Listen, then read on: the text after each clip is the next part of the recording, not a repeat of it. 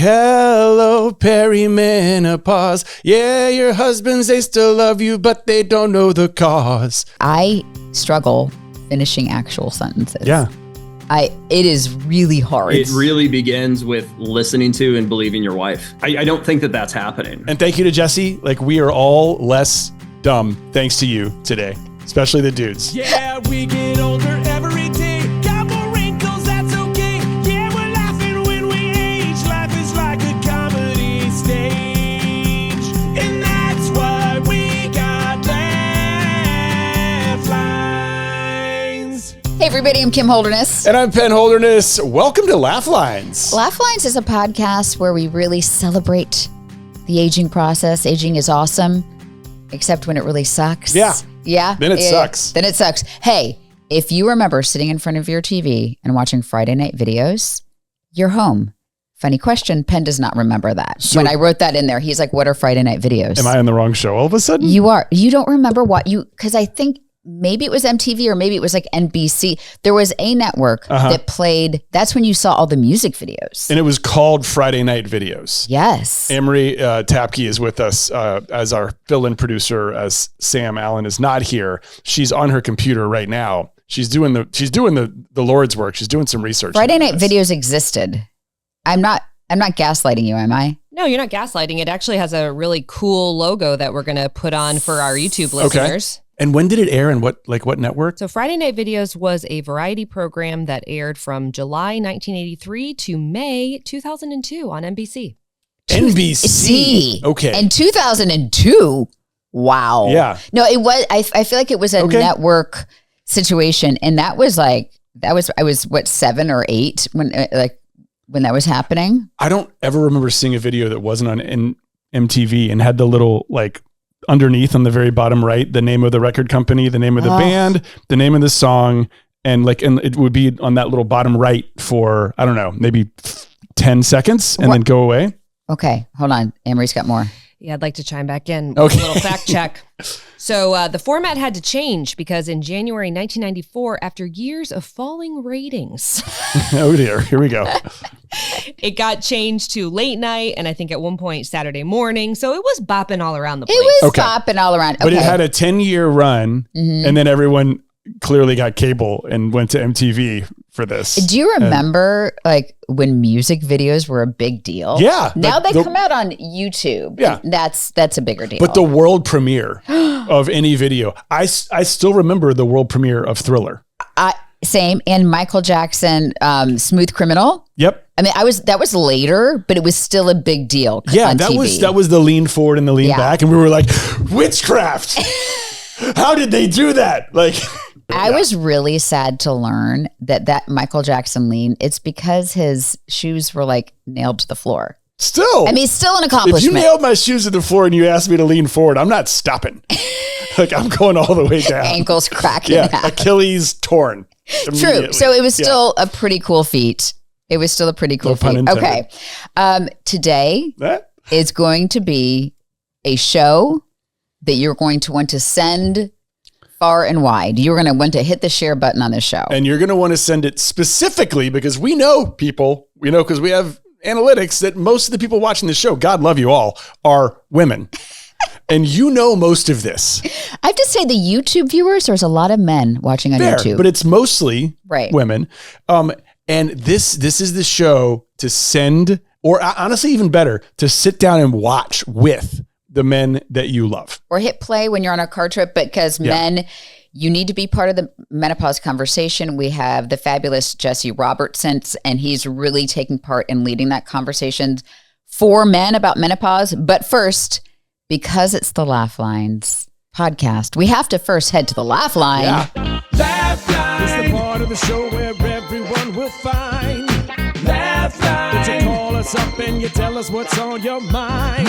Who we got, Amory? We have Jeanette calling today. Hi, my name's Jeanette, and I am from Iowa. I love you guys. Just gotta say that. I listen to your podcast. And not only do I have diagnosed ADHD, but I am in that perimenopause age. And so I've always forgotten some words like vegetable peeler is a potato shaver. I told my children one day to make sure they picked up their banana wrapper instead of a banana peel.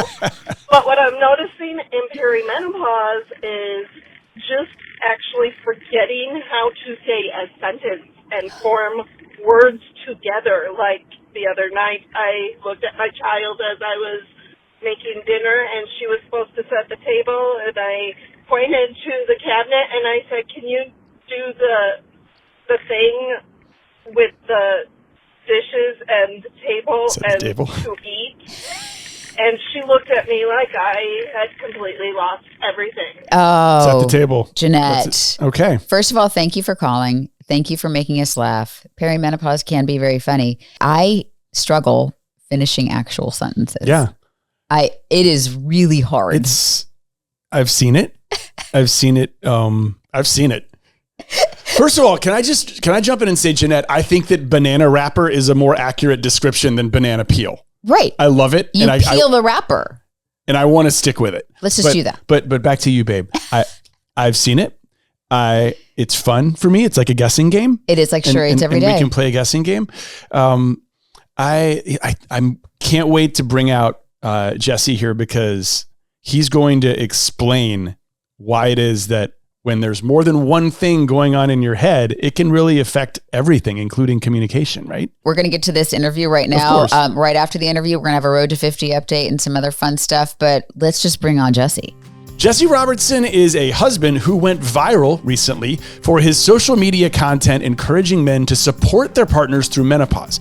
After listening to a health podcast, Jesse was inspired to educate other husbands on how to help their wives through this journey. He runs the TikTok channel at Husbands for Menopause, and it's number 4, and he's been featured on USA Today, Good Morning America, but most importantly, on the Laugh Lines podcast, obviously. Welcome to the show, Jesse. Thank you. Excited to be here. We're so excited to see you. We're thrilled to have you. We know how your story ends. It's with you being on USA Today and Good Morning America and millions of views and women everywhere, and also men really appreciating everything that you've done to bring awareness to menopause. But I want to know how this started. There's got to be some personal story inside your life that led to this. Yeah, well, it started completely unexpectedly, as sometimes these things do. Some of the coolest things happen that way. And for me, it was, if you go back 7 months, I couldn't have told you the first thing about menopause. Okay. I also didn't. I happened to not know who Dr. Mary Claire Haver was at that time either. Who I'm sure you love. Most men don't know these things, so yeah. But you should. Okay. I do not know. And so I'm driving home from work and I'm listening to a podcast, and as I always do, sitting in the commute, and she's the guest. And I just, I'm a fan of the podcast, so I let it go, whatever it is. I haven't heard of her, and they're talking about menopause. I don't really even know what that is. And I just remember within 5 minutes, I'm sitting there driving, and I'm like, wait, what did she just say? Wait, what's going on? Wait, what's happening to women? And I got completely fixed. I was hanging on every word. This was the, you pull into the garage and you don't get out of the car. Oh my gosh. Right? I'm just sitting there listening to this. And I'm starting to think about my wife. I'm starting to think about my daughter, who's 14. And there was a couple ahas that came, oh, okay. That's why. Right. Okay. Now I'm starting to connect a couple dots. But I was totally fixated on this. And I had actually started a TikTok channel about a month earlier, maybe even 3 weeks. I had maybe a few hundred followers, and I was talking about parenting. And I thought, tomorrow I'm just going to do a post on this. And I was terrified, and I was super sheepish. And it was kind of like, I hold my phone here and I'm like, do women want their husbands to talk to them about menopause? And I'm thinking to myself, well, I'm done on social media. But the exact opposite happened. It was just this flow, this flood of comments of women saying, yes, please bring awareness. Men aren't talking about this. Doctors aren't supporting us because they weren't trained to. We didn't even know this was coming, right? Nobody talked to us about this. And so all of these things that we now know to be true came in through that post that totally validated everything that Dr. Haver was saying.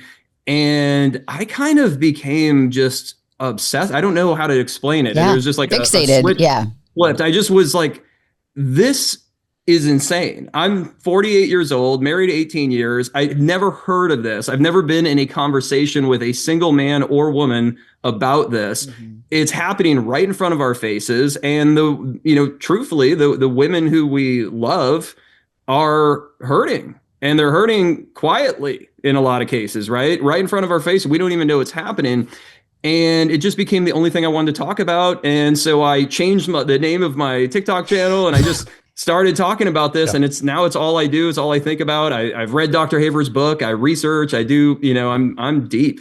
I think, first of all, every woman out there is probably already hit share on this podcast with their husband because they're saying, see, but I imagine I have so many follow-up questions that your wife is thrilled with this, that she feels seen finally, right? Sure.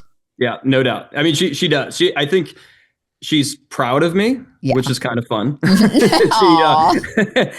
But she also, I remember the first time I'd listened to this podcast, and she's standing in the kitchen, and I come into the kitchen. This is like day 2. And I come to the kitchen, and I specifically remember this. I go, hey, honey, did you know that doctors were not trained to support women on menopause? And she looks at me, it was like, that's adorable, right? And of course she's like, yes, duh. I and all of us do know that. Yeah. But welcome. We're glad to have you. And then of course it's like, I remember her saying, but do you know why? Right? Do you know why that's the case? Do you know who made the decisions on what should be studied on women all of these years? And she kind of left me with that thought, right? Yeah. And I'm like, okay, I'm clocking that one. And so I scurry off and I start learning about, the histories of medical studies on men and women and then I start to understand, like, okay, that was sort of the big aha for me, not only with symptoms for women, but also the context of what's going on. You can actually explain it. Like you can make sense of what's happening if you really try to learn about this. And that's what I'm trying to do for men, is just help them understand that you can actually understand what's going on with your wife. But you do have to listen to her. You have to believe her, and you have to spend some time learning about this. Okay. Men, right? This is like, women are thrilled with Jesse. And they should be, because he's an ally, right? But for us, like, the challenge is like getting the message across to men. Right. True or false? Most men you talk to about, and you're like, oh, I have a TikTok channel on perimenopause. Their answer is, isn't that when you're like 60? Yeah. Right. Yeah. That's the general understanding right now in the world. What sorts of resistance have you run into when trying to educate men? Well, I can tell you, I have learned a thing or two about men in this time frame. These would also probably not be surprises to women, but I have learned that there are men out there that will for sure say this isn't real.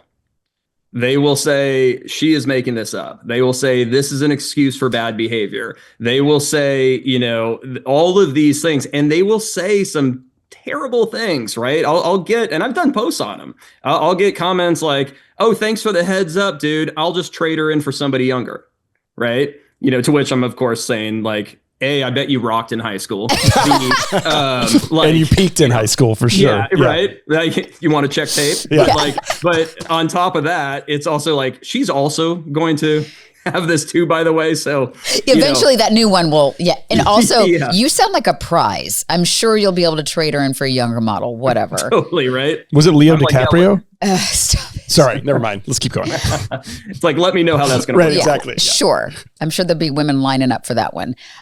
So yes, I think women, and we hear that, and it's like a death by 1,000 cuts, right? We've all read or heard that even from doctors, quite honestly, saying this is just a natural thing that happens. Just because it's natural doesn't mean it's not awful.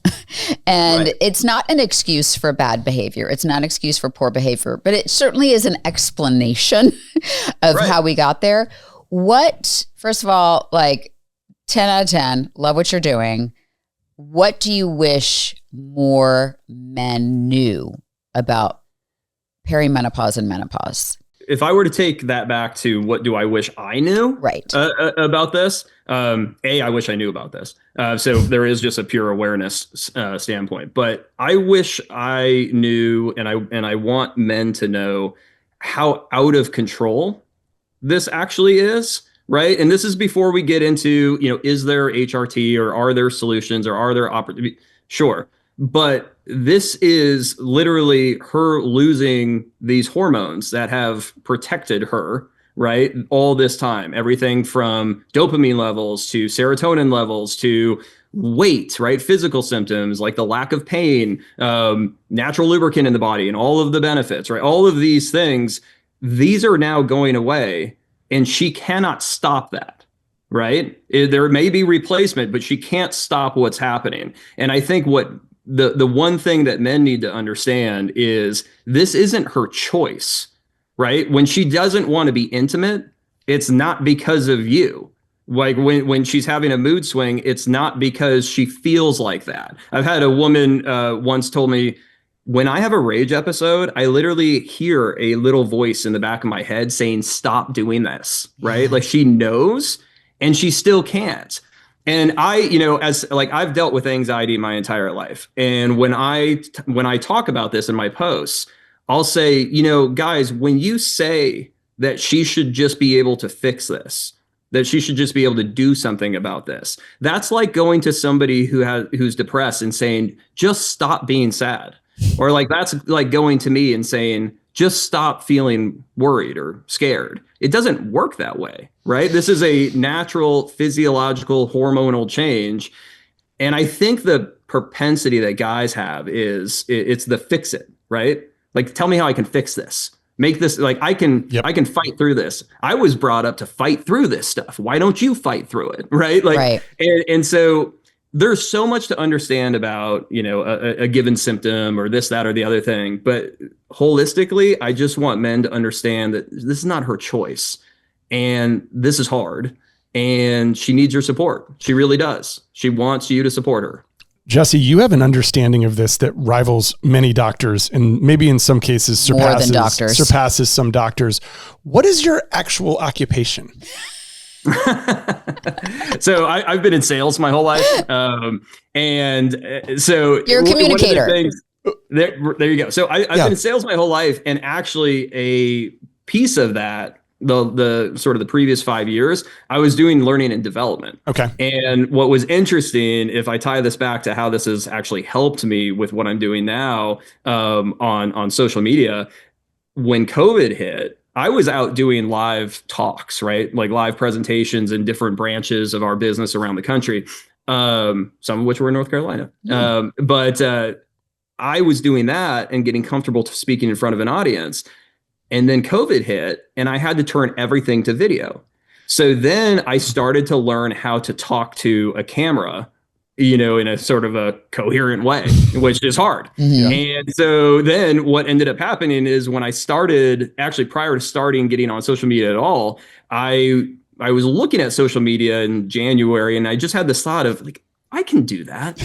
Like anybody can. I don't know what I'm going to do. Like, I don't know what I'm going to talk about, but I can talk to my phone, and so, and I kind of had this, I remember having this thought at the end of January of this year going, okay, I'm going to do this. Right. Mm-hmm. And it was around mid-February where I, Googled, how do you start a TikTok channel and all of those things. And, and here we are.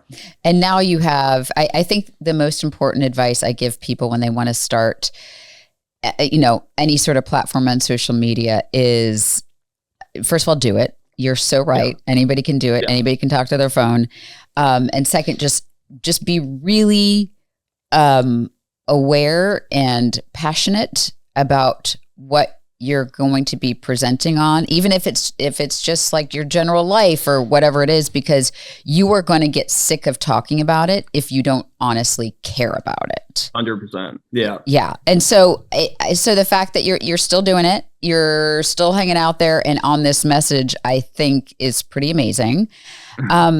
Because you're a communicator by nature and by training, from your perspective, what's the biggest communication mistake that couples are making when they're navigating menopause together? They're talking about the thing itself, like lack of sex drive or a mood swing or rage episode, and they're trying to communicate about that thing rather than talking about how it's making them feel. This is something that my therapist has helped me understand, right? Which is it's hard to argue with somebody's feelings, right? If I say I feel a certain way, you can't say, no, you don't. It's like, well, yeah, I do. Right. But if I say this mood swing happened because of this, or I don't like it when you do that.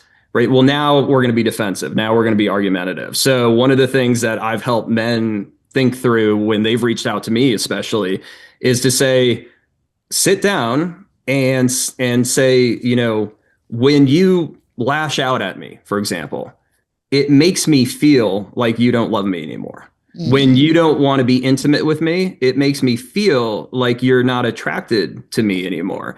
And I'm concerned that if that continues, like, what does that mean for our relationship, right? Talk about, and then of course you're opening the door for her to do the same, right? And she would probably say something like, well, when you judge me or blame me for these things that are out of my control, it makes me feel like you're not listening to me or you don't care about me, right? But like now we can actually have a two-way conversation that isn't going to create defensiveness or isn't going to be argumentative. And from there, right, then the next thing that happens, whatever that is, that's related to perimenopause, you can talk about it through that lens of feelings and actually get somewhere. And that open conversation really is the target, right? Because you can't make this go away.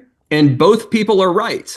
It is hard for the guy, right? It is hard. It's hard to watch the woman you care about and love go through this. It's hard to not be intimate and not feel that connection. It's hard if she's having a mood swing, right? Any of these things are hard, but they're hard for her too. So how do you get to the point where you can talk about that? And that's, from a communication standpoint, that's where I try to focus. Man, that's good. So intimacy, sex, like that's probably the biggest communication barrier you think between a man and a woman when it comes to this? It's definitely the biggest thing that men bring up. If there was, they'll talk about mood swings. No guy is saying, I wish my wife stopped having hot flashes, right? Like I'm not hearing that. Though I do remember the connection I first had to that, which, anecdotally, I rolled over, I'm all bundled up and my wife has no covers on her at all. And I'm just, wow. But what was cool is I actually had in that moment, I had like, I know what this is. Like, I know why this is happening. Right. But when and the same thing with intimacy, right? Like you start, as long as you can have an understanding, you can work through it. Yeah. But the one thing that guys seem to focus on the most about what's going on and that they reach out the most is, how do I deal with this? How do I deal with this lack of connection? How do I deal with just simply not having sex? Which is hard. Also, men we're very simple in this sense, I will say, more so than women. We like sex. When we don't get sex, we get grumpy. And then if we go past grumpy, we start asking those existential questions. Like, is she still attracted to me? Am I good enough for her? Is she thinking about or wanting a change in her life? And that's like when it gets deep and scary.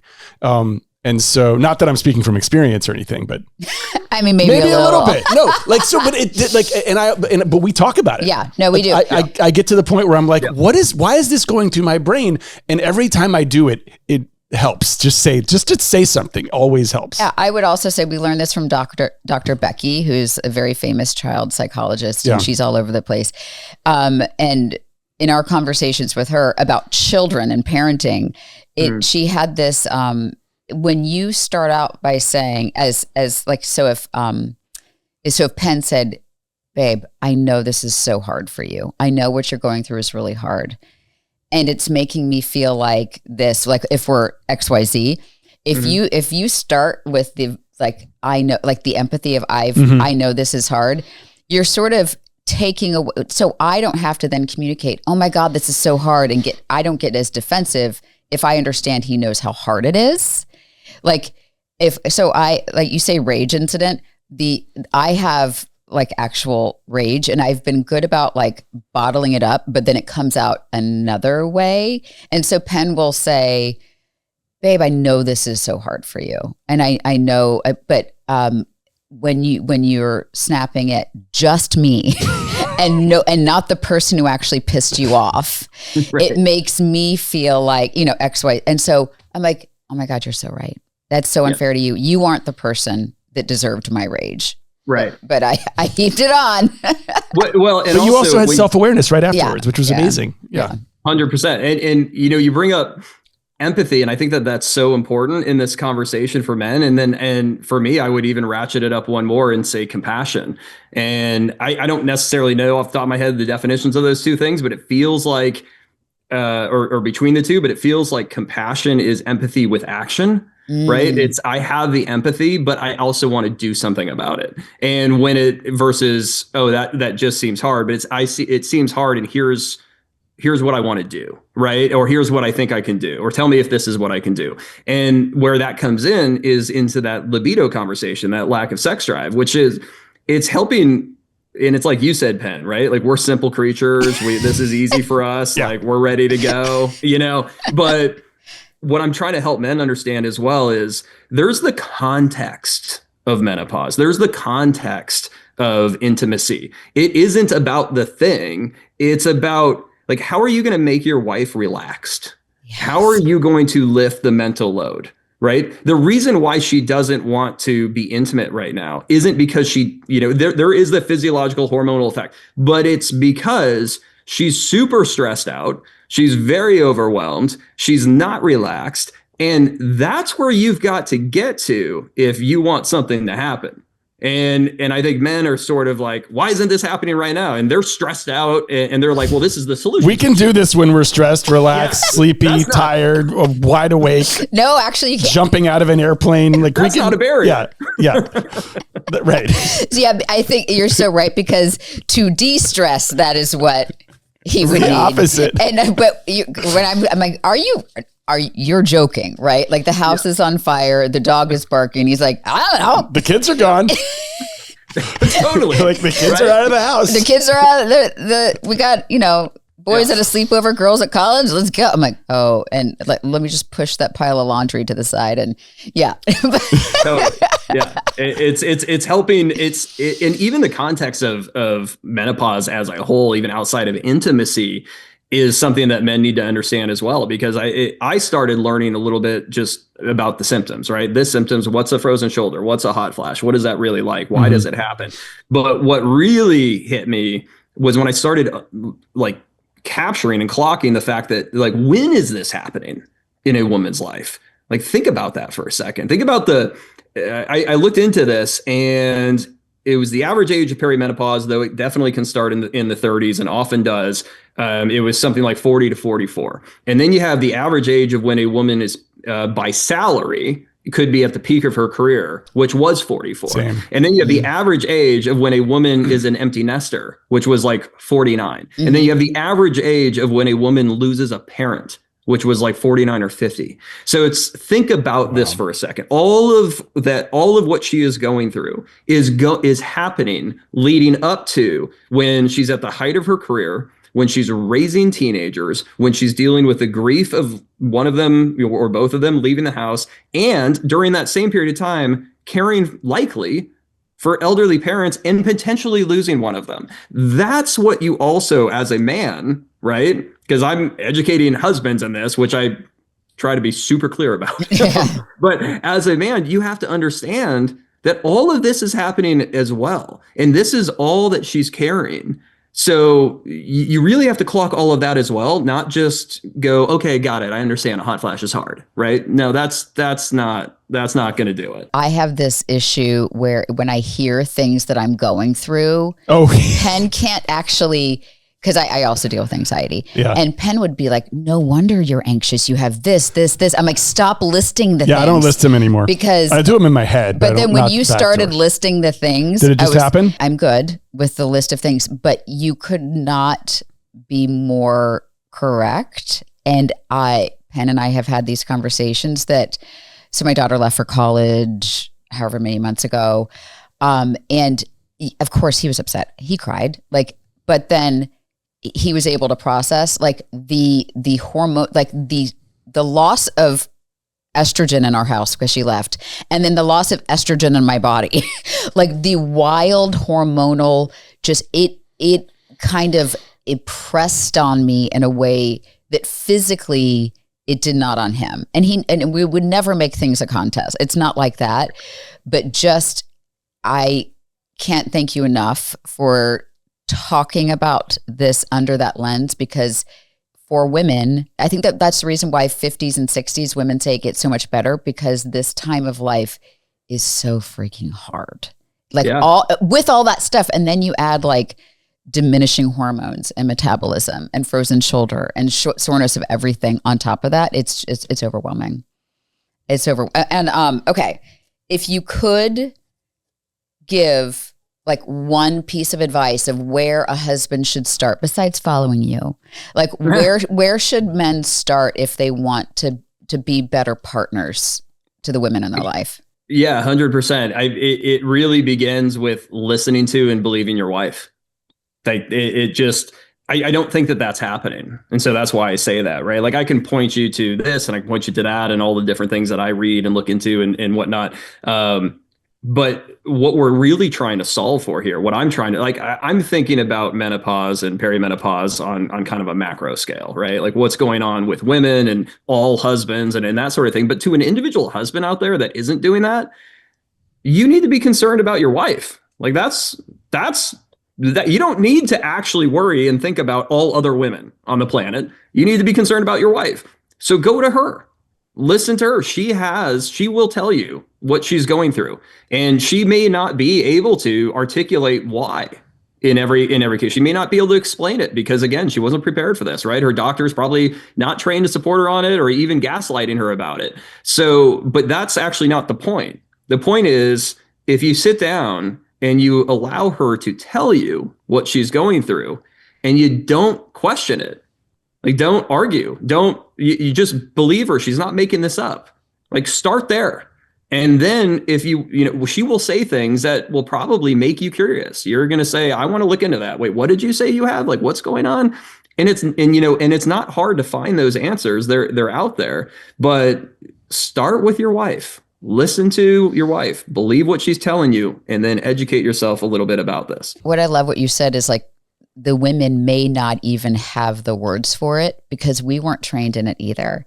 And people like Dr. Mary Claire Haver, and there's so many wonderful doctors who have platforms and books now. And 100%. now it's a conversation, but our mothers didn't have access to that.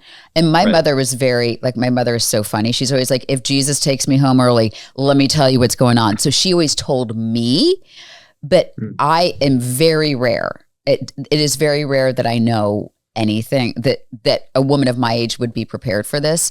So husbands, when your wife is like, I actually just don't even know what's going on. Something feels off, it's because she's probably didn't get the education she deserves. Her doctors don't have the education that they owe her. So it's just, be patient and listen. I mean, because sometimes what's going on with me is I just feel crazy. Like I just feel and I don't know how do you qualify that in this? Like, that's not a box I can check at the gyno office for symptoms. Like they don't have, I feel like I've lost my mind.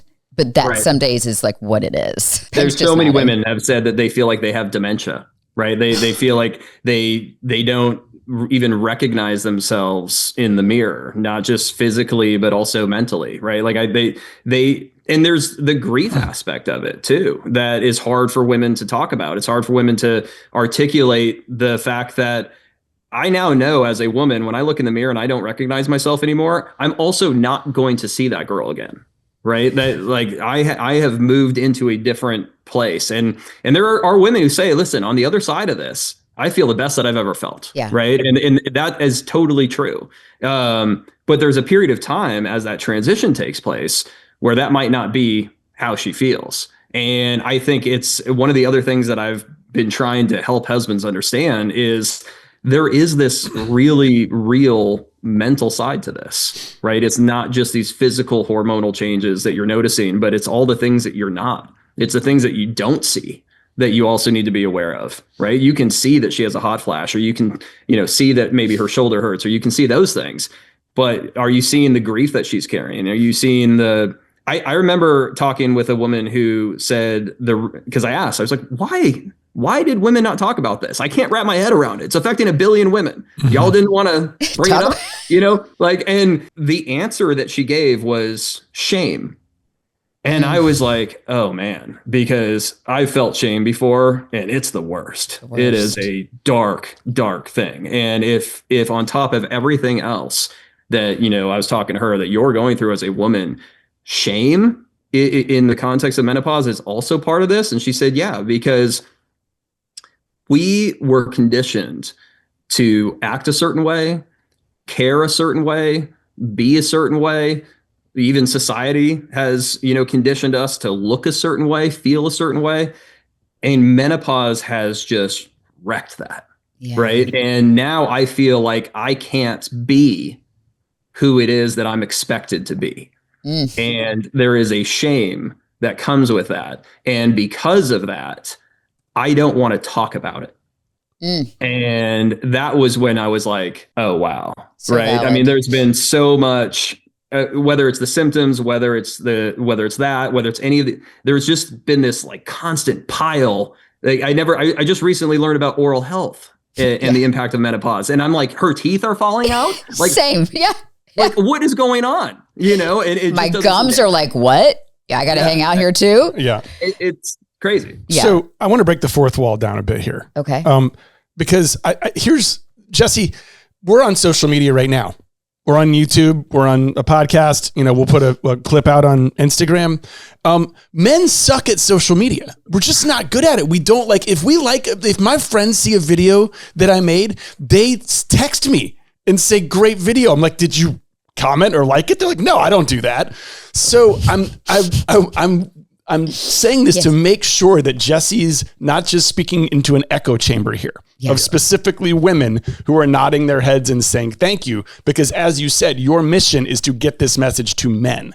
So I am curious, do you look at your analytics on TikTok, Instagram? What is the male female ratio on your page? It's a great question, and a couple things. So number one, really good news. The amount of men who have reached out to me directly or who have started to comment has definitely increased. Good. You remember when you were talking to Dustin and Mel the other day, and you used the loss of testosterone as like a green slope in skiing, versus a black diamond. Yes, exactly. Okay, men are green sloping, sort of like pizza turning their way into this conversation. Women are just tearing up the slope. We're helicopter skiing. Right. Yeah, fully. Right. What's great about the way the analytics have worked is it started, as you can imagine, like 98%, 2%, right? Women were in the comments, in the views. And I'm like, okay, cool. Because they were advocating, and that was huge, because what women were doing and still do a lot is they go, I'm sending this to my husband. I always send this to my husband. Yes. Another one that I love is women will say, every time your video comes out, I sit down with my husband and we watch it together. Which is so awesome. Good. Right. I've had amazing comments about, saving marriages, saving relationships, thank God I knew this. I heard this now before it was too late. Right. I've also had the opposite of, I wish I had heard this. Right. It is too late. Yeah. Like, so I see all of that. But those analytics have definitely changed to be like 75-25. That's great right now. That's great. Which is pretty awesome. So I've just seen that shift. But the comments, what I love is I think looking at the analytics, I'm over 120 something thousand comments on TikTok in the 6-7 months that I've been doing this. And that is a massive data mine of information around menopause in a way that's different than what you're going to get from the internet or even a book. This is, thousands, tens of thousands of women sharing their pain, sharing their joy, sharing what's working, sharing what's hard, asking questions, and other women are answering those questions, right? Like, those conversations are happening in the comments. It's become my number one source for what I want to talk about, right? Like, I don't chat GPT, like, give me an idea. There's plenty. I'm flooded with things to talk about. And then recently women reached out and said, have started to say, could you do a post on this? Could you do a post on that? So they're actually looking for that advocacy. And then they're saying, you do that and we're going to do everything we can to make sure men hear it, which is amazing. And like I said, the pile, women will talk about different symptoms or different things like anxiety, depression, recently ADHD. Right. ADHD was, I was on a podcast with a man named Vic Williams, who's super interesting guy out of the UK, neurodiversity expert, speaker, author. And that was one of my first forays into understanding what ADHD felt like. Mm-hmm. And he used this description that just blew my mind. And became, again, one of those things that I just needed to talk about. But he said, okay, you're sitting in a movie theater and there's 1,000 screens in front of you and every single one of them is different. And you're trying so hard to focus on the one screen that you need to focus on. And when you finally say, that's the one I'm going to do, they all change. Mm-hmm. And then he said, so the exhaustion, the stress, the frustration, all of the things that come with ADHD, and the fact that there is a sense of grief, right? There is a sense of even maybe shame. Where, he described it as, what's wrong with me? Why can't I understand this? Why can't I focus? Why can't I do this? Well, the same thing, I had been hearing that same thing from women about what their experience is with menopause. And he's like, yeah. And then there's women who have both. Yeah. And I was just, and it was another one of those moments, and I've had a lot of them, where I was just like, oh, wow, right? This conversation is so important. Mm-hmm. We have to be bringing awareness to this. We have to be talking about it. And I'm just keep getting fueled every single day with stuff that I want to talk about. I'm so glad that you do, because for example, when they talk about, ways to end racism, it has to be the white people at the table. Right. Mm. And I think ways to build empathy, improve partnerships, and improve allyship around menopause, it has to be the men. Because women, maybe they're so sick of dealing with it, they don't want to talk about it. Or B, they've been screaming into the void for so long. So I think men need to step up. Speaking of which, we'll break down the wall again. Right. We don't normally talk about, ideas in development with our group, but Kim, Anne-Marie, you can jump in here if you'd like to as well. We're trying to imagine and envision I'm calling it the men's menopause choir for men. The menopause men's choir. Yeah. So where we'll get risers and we sing kind of a We Are the World style song about what men need to know. It can be funny in some ways, but also informative. Yeah. So right? So we've been, this is an idea that's been on our doc for 6 months. We're we just need to get a bunch of men in choir robes. Yeah. I think we need to collab with Jesse on this. Of course. Yeah. Absolutely. I love it. I had thought, because I play guitar too, Penn. And when I was doing sales, so I did, I would do sales presentations literally in front of 100 people in Chicago. And I'd be the guy to come up and talk about a brand or something like that I represented. And I always had my guitar. And I would just do I would do a Neil Diamond parody about the brand or something like that. And it's perfect. Yeah. And I was totally thinking, it's been a while since I've done that, and I love what you guys do. And it was making me think about it. And then I was like, how do we get this to men? And I started going down the American Pie route. I'm like, a long, long time ago. Okay. Right. It just, and then you get into, testosterone was studied, but then this happened and then this happened. And you go through the sequence of the impact of what got women to where we are today in the conversation around menopause, but it's yet to be written. Well, TB, don't write it. It's all yours. TBW. No, I'm not going to write your thing. I think you should still write your thing. Mine is a We Are the World, we're on risers. And you definitely need to come in and be part of it and do the guitar solo. Yep. 100%. We need Jesse. Yeah. We'll have to fly you in for this. My ADHD is getting in the way of this. Oh, okay. Because he's ready to do something. We've got too many things going on. So if I have a day where I'm not doing anything, I'm going to write this. Okay. But it's all, these songs, and you just nailed it. It's all about the specificity, right? What are these specifics that people are nodding their heads to? And it sounds like you have a total finger on the pulse button of the what I did that idiom wrong. Get your finger on the pulse of Finger on the. Yeah. I don't know. Yeah, Yeah. it's you. It's you. You're the finger pulse guy. So yeah. Okay, so until we put out the men's menopause choir and for men, men's menopause choir for men. Men's menopause choir right. for men. Yeah. Until we see that, where can people find you and support the work you're doing? Husbands for Menopause, number 4 in the middle. And I'm on TikTok, Facebook, YouTube, Instagram, and I'm there every day. I'm putting out new stuff every single day, loving the comments, super grateful. I'd love to just stress how grateful I am to this community in those comments that is supporting this and advocating for it. I mean, the voice that's out there now, and the message that's out there now wouldn't be possible if it wasn't for so many women who are helping just propel it. Right? Like if I was just relying on men to catch this right now, Nobody'd see it. We'd be nowhere, right? But there are so many men who have because their wives have said, "Hey, check this out," or and what I always started from the beginning with this thought of, if this is hitting me the way it's hitting me, there has to be, I know there are so many more men out there in the world that are just like me that would want to do something about this, or at least care enough to talk with their wife about it if they only knew about it. Yeah. Right. And I just know there are, and I'm now seeing that there are, right? Because men are saying that this is helping them, and it's saying that this is helping their relationships. So that's been amazing. And I'm just super grateful to the community to help get this out. Just real quick, I'm ADHDing. I think I've got the hook for your song. So it would be like, hello, perimenopause. Yeah, your husbands, they still love you, but they don't know the cause. Nice. And the government's not helping out with their laws. Truth. Right? Yeah.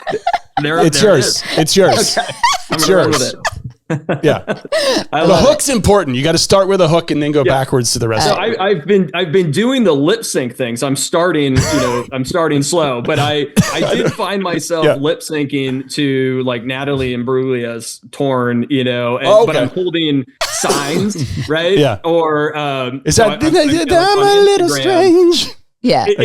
And I somehow, you guys probably do this too, but I do find myself in the middle of the production, just sort of like taking a step back and looking at myself as a Ford and going, what am I doing? That'll pass after the 1,000th time that you do it. I don't know. I'll just tell you right now. On the daily, Anne Marie and I look at each other like, we went to college.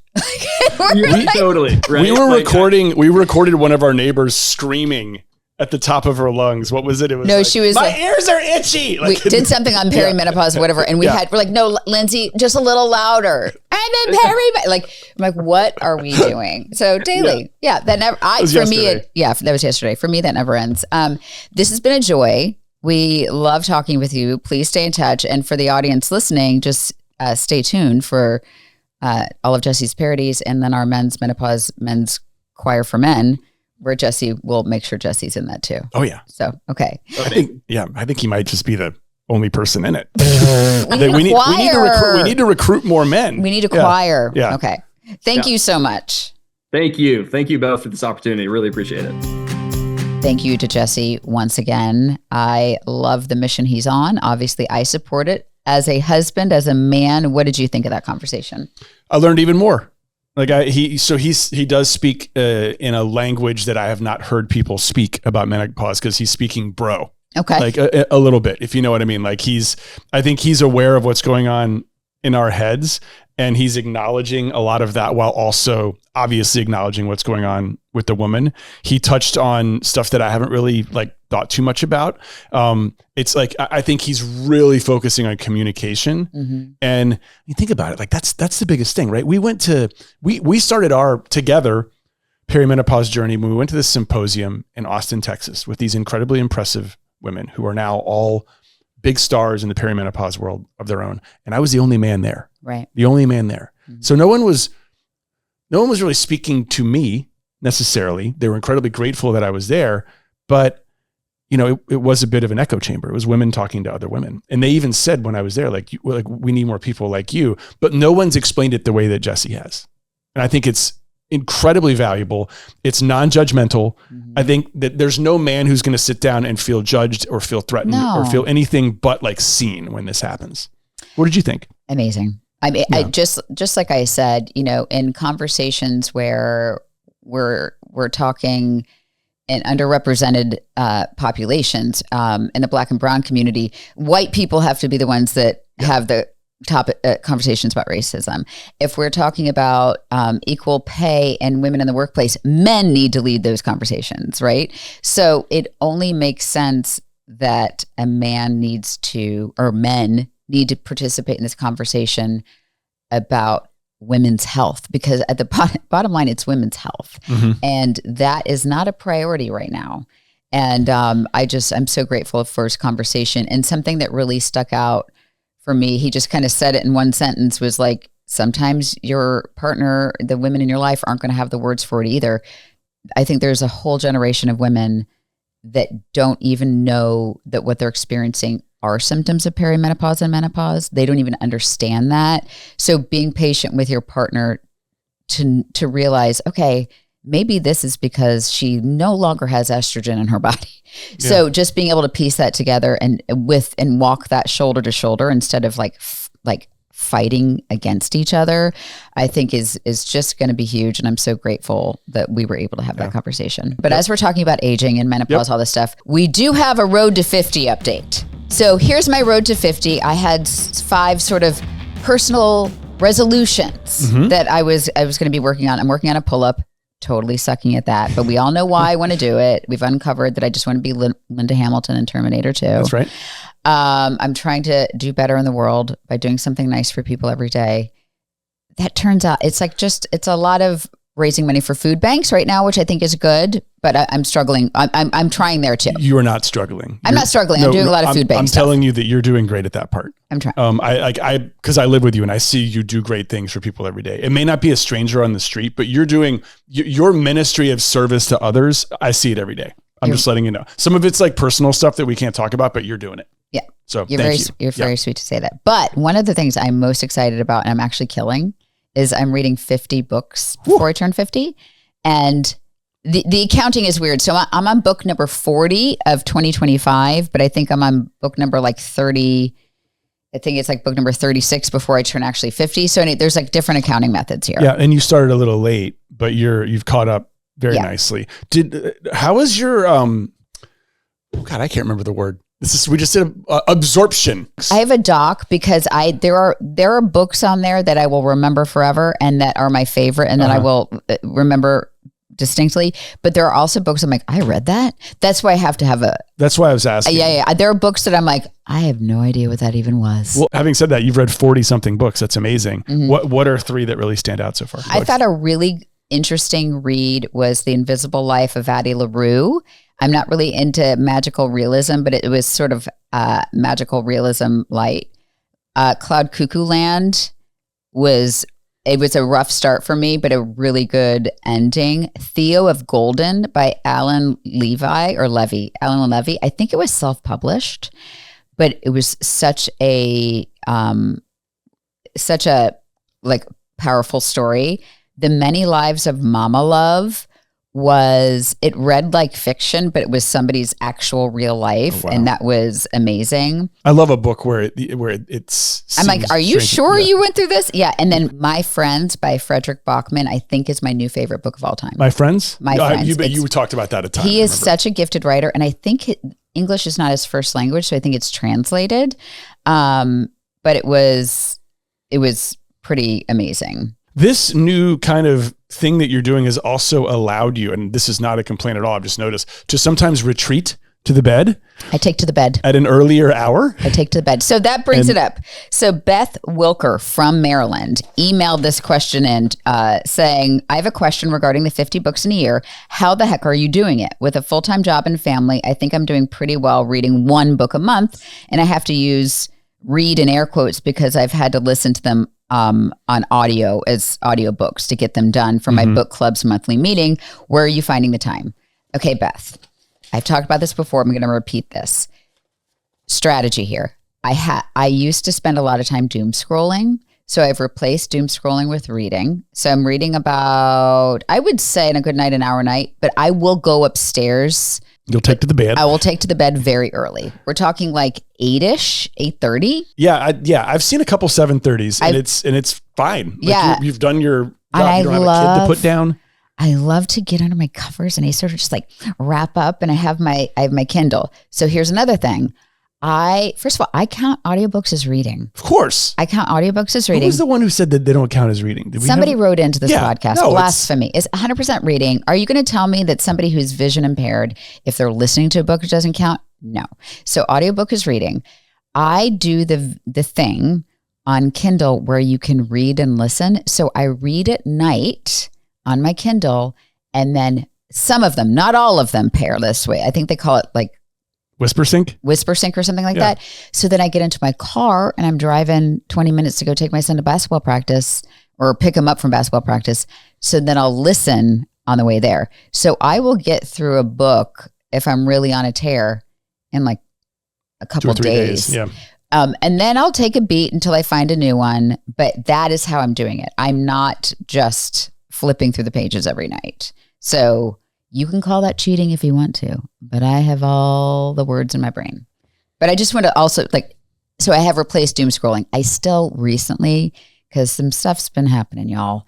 I've been a little on edge. I have been doing more doom scrolling at night and have not, because I haven't found my next good book yet. We can't expect you to be just a perfect fembot who does everything right. Sorry, fembot is from Austin Powers. Oh yeah. Sorry. You've definitely like expanded your literary mind this year. I think that's really cool. It is impossible to not get on social media and just check stuff out every once in a while, especially if you're someone like you who cares about the future of the world. Right. So. It's hard. But yeah, so Beth, that's how I'm doing it. But also there were periods in my life when I probably read 3 books in a year, especially when we were writing books. When we were writing books, I don't really want to read other people's books because I don't want to. So I think there's been a long time I haven't read, and it makes me so sad because I love to read. When I was in my 20s and I had a Super Nintendo, I don't think I opened a book for 2 years. I don't think I looked at a book in a bookstore. So it's, there are seasons for this. There are seasons for this. So because you've been doing this and there's really nothing, I can't just like sit and watch TV the whole time she's reading a book. I just feel like an asshole when I do that. I have been reading more books too. Yes. And I think I'm sleeping better. I think I get to bed at a decent time. It like challenges my brain like a little bit at the end of the night. And so I'm glad that you did this too, because I've really enjoyed getting into some serious hard science fiction. Yeah. The reason, oh my gosh, it's challenging your brain because the stuff you read is like a textbook. I don't know how you get through it. He reads me a paragraph and it's like instant Ambien. I am out. Yeah. It is very dense. Well, it's look, astronomy and orbital physics have become mainstream in the last month because of 3i Atlas, man. Like there's like people are starting to ask like, why is the comet not turning red? Okay. And so they're like, but that stuff I've been reading about for 10 years now. Okay. Like there was you didn't ask me about any of this. I'm sorry. Like we were talking about your book, Road to 50, but y'all, we're going to run out of materials on this planet pretty soon. And we're going to have to go up there and find some comets and asteroids and get it from there. And in order to do that, it takes a lot of like engineering and imagination. And so I'm reading a ton about that. And it's doable. It's expensive. No government's ever going to pay for it, but it's fascinating. Wow. And guys, it could become part of our economy like sooner than we think. If you made it to this part of the podcast, I want you to screenshot your phone. Yeah. Screenshot this on YouTube. I want you to send us a DM on Instagram. And I would say, I actually made it to the part of the podcast where Penn got started on space. What is the one thing we're going to need more of in the next 20 years with the dawn of AI? Material for that. Computer chips. Yeah. Right? Those are made out of things that, first of all, like one country owns most of the mountains that you can mine them from, but also they're like finite amounts. And the amount of data that we're accumulating in these servers is becoming near infinite. And so we're going to run out of eventually, I don't know when, stuff on Earth to make these things with. So we're going to need to go to space. Go to space. This may be 100 years. I don't know, but it's so thrilling to me to think that there's going to be like an, outer space economy at some point. I love it. Yeah. I know it's not really useful. No. Going It on is now. useful. I am fascinated by it, but there's so much going on here that I'm like, okay, somebody else has to worry about space because, like, I don't know. My jeans aren't fitting right now and I just can't be bothered. Anyway, I love you guys for listening. And thank you to Jesse. Like, we are all less dumb thanks to you today, especially the dudes. Laugh Lines is written and produced by Penn Holderness, Kim Holderness, and Anne-Marie Tapke, with original music by Penn Holderness. It is filmed, edited, and live produced by Sam Allen, although this week it has been filmed and live produced by Anne-Marie Tapke and hosted by Acast. As always, we love to hear from you. Please write to us at podcast@theholdernessfamily.com or leave a voicemail at, you still got it, babe? 323-364-3929. See, that memory's still kicking. I know. We will talk to you soon on Laugh Lines.